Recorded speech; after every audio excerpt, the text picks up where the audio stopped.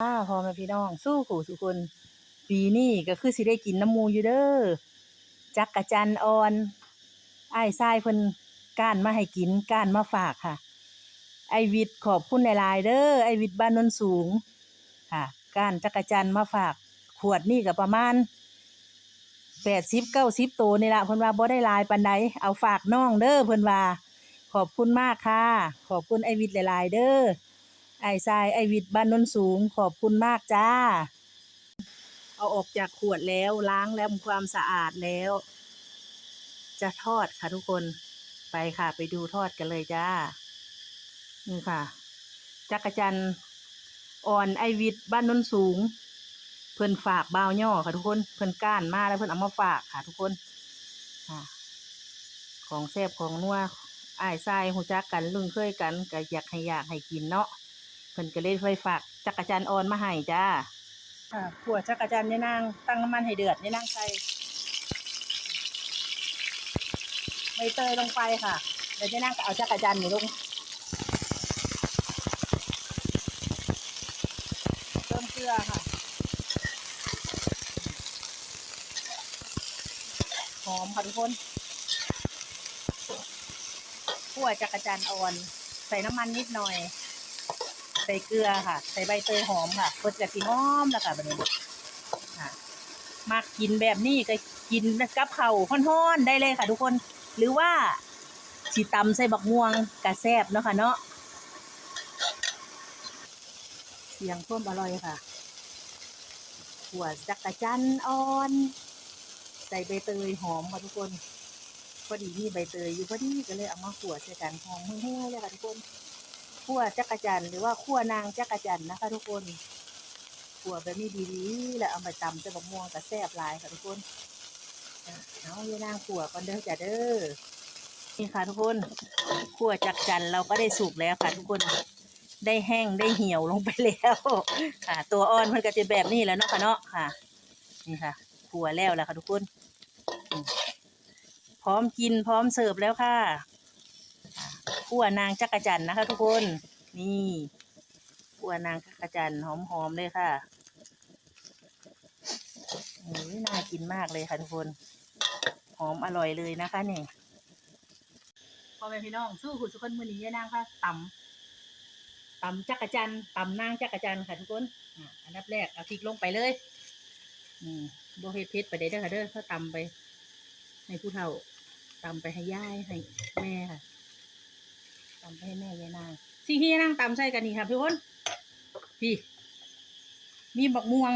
วงสอค่ะทุกคนแล้วก็หอมบ่ลายปานใดเนาะค่ะบักม่วงก็ใส่หน่อยเดียวค่ะทุกคนเอาลงตำเลยค่ะทุกคนตำนางจักรจันทร์หรือว่าตำจักรจันทร์ค่ะอักเสียงจักรจันทร์กับห้องว้าวๆอยู่ธรรมชาตินะคะเนาะแห้งว่าวเป็นแห้งดังขึ้นเอาเดี๋ยวนางตำกันเด้อค่ะเด้อบักม่วงน้อยบักม่วงสอกำลังพอดีนะคะทุกคนน้อย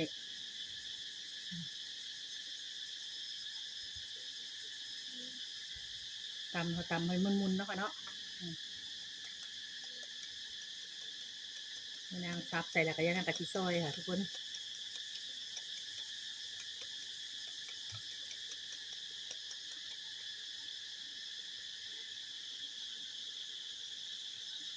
อย่างนั้นวนซับบักม่วงแล้วย่างก็มาตำค่ะเพิ่นตำบักม่วงใส่น้ำกันเลยค่ะให้มันละเอียดเป็นนวลอุกุใส่กันเลยเนาะค่ะเนาะคนน่ะตำออกมาแล้วก็สิจ้ำเข่าเนาะค่ะทุกคนสมอ้อยม้อยนะคะบัดนี้ค่ะทุกคนโอ้ย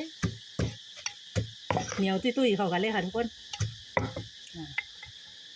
มาหั่นพักกันเลยค่ะบัดนี้ของแซ่บของนัวอีบนอีสานเนาะค่ะเนาะของกินหายากตัวละบาท2 บาทคุณได้ค่ะนี่ค่ะทุกคนแล้วก็บ่ได้หากินง่ายๆได้ค่ะทุกคน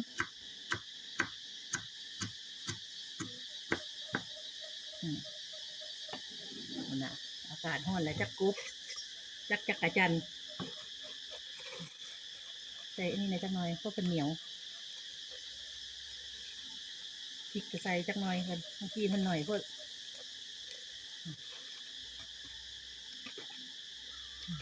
ปลา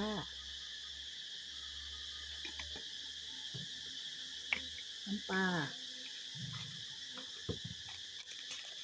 ผงนัวตำให้เข้ากันค่ะบัดนี้ตำจักรจันทร์เส้นม่วงมาตอนนี้เพิ่นว่า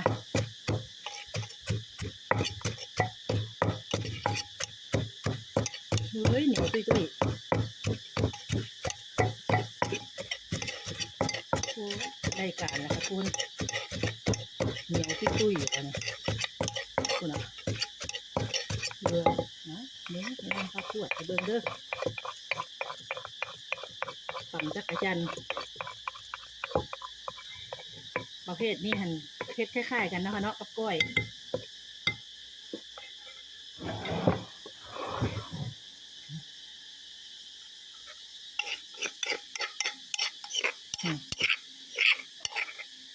คุณน่ะ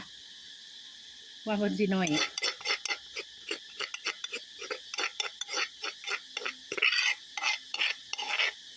2 เท่าอิ่มพอดีค่ะทุกคนนี่เลยค่ะทุกคนเพิ่นเอิ้นว่านี่แหละค่ะทุกคนเพิ่นเอิ้นว่าตำจักรจันทร์ใส่บกม่วงแซ่บๆพร้อมกินแล้วค่ะ